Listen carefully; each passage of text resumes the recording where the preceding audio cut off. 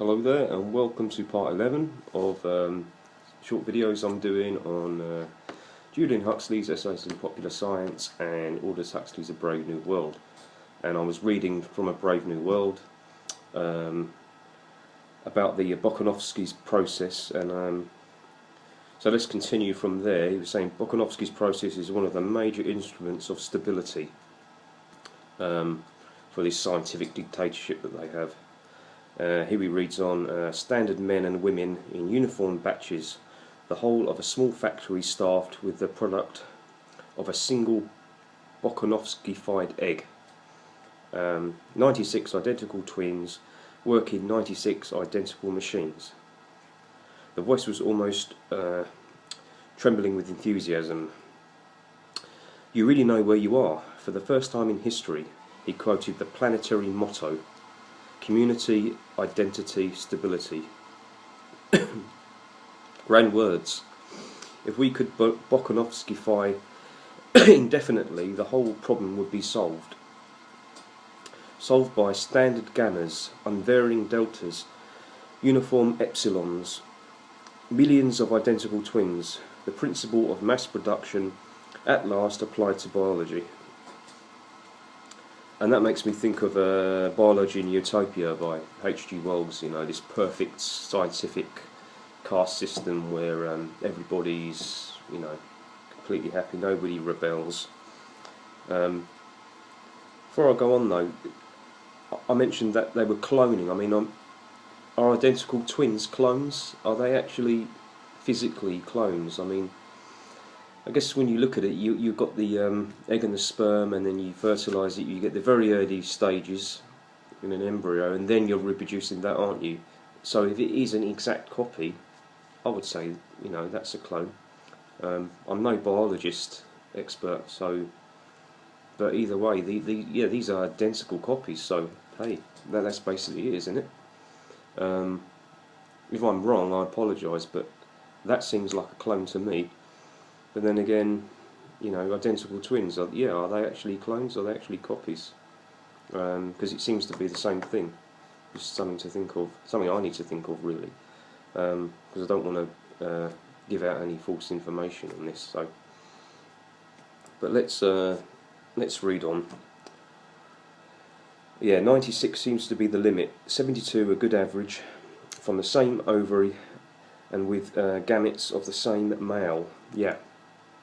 With gametes of the same male to manufacture as many batches of identical twins as possible, because they weren't using the same, they were using different sperm, even though that they were, say if they could copy an egg, clone an egg, if they're using different sperm, it wouldn't be an identical copy, would it? Because there would be different hereditary factors from the father. So, but they are, it says here, from the same ovary and with gametes of the same male.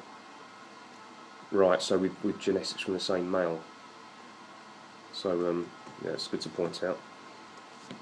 For in nature it takes 30 years for 200 eggs to reach maturity, but her business is to stabilise the population at this moment, here and now.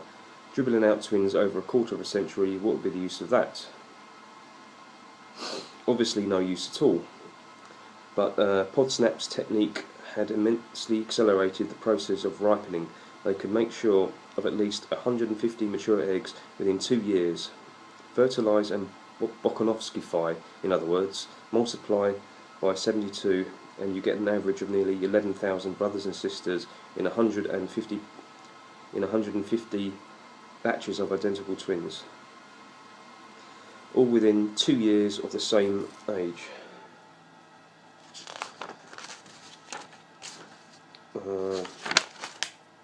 Yeah, so I was thinking of H. G. Wells's Biology in Utopia. I think, well, H. G. Wells wrote Utopia. I think J Huxley is calling it Biology in Utopia, which is basically what we're reading now with his brother Aldous Huxley. Right. Just skipping in a bit and reading on. 16,012 in this centre. It's talking about how many reproduced. Mr. Foster replied without hesitation. So he's saying, can you tell the record for a single ovary, Mr. Foster? And he says, so this is like a student or something. 16,012 in this centre, Mr. Foster replied without hesitation. Yeah, 16,012 in 189 batches of identicals. But of course, they've done much better, he rattled on.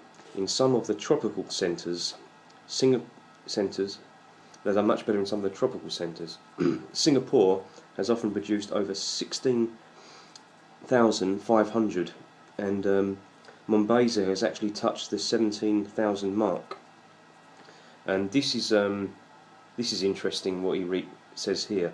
But then they have unfair advantages. You should see the way a Negro ovary responds to pituitary. It's quite astonishing when you're used to working with European material. Straight out of this. It's straight out of this. When Julian Huxley spoke about feeding the tadpoles pituitary and seeing what happens to growth and development and etc. etc. That is straight out of that. They're feeding them pituitary in this. You know, they're adding pituitary, you know, into the eggs, to the ovary, what do you call it? To the embryo. So they're, you know, and also another thing. This is kind of uncanny, I think, if I can find it. Page 246. See, I've written my notes down here. Yeah. This is in Julian Huxley's book, page 246, in the chapter The Tadpole. And I read you this before, but let's go over it again, because it's relevant to this.